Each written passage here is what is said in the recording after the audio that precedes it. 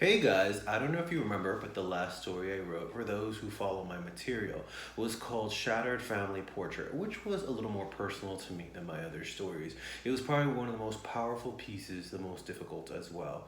There were still so many more pages for me to write, so here it goes. The story continues. Season 2, Episode 19. A New Year, a New Family Portrait. If you remember in season 1, I wrote an ending, an alternate ending. I used a second ending to continue this season. However, I wanted to still mention the other one, which I thought was clever to use as a nightmare that Anthony is having in the opening scene of this episode. He wakes up sweating, worried because it felt so real.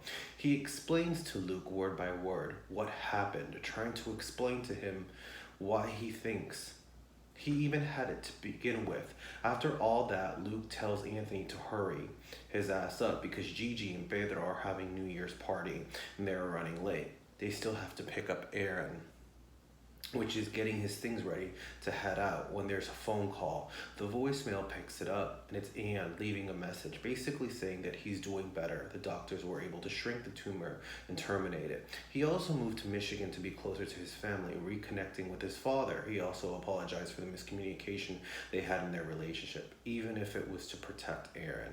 After that, they all leave to the house, getting into the car.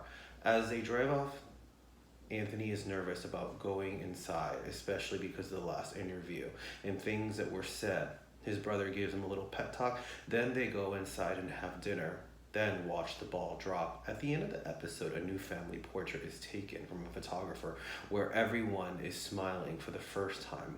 Can this be a step forward? Well, we'll see. Stay tuned for the final episode.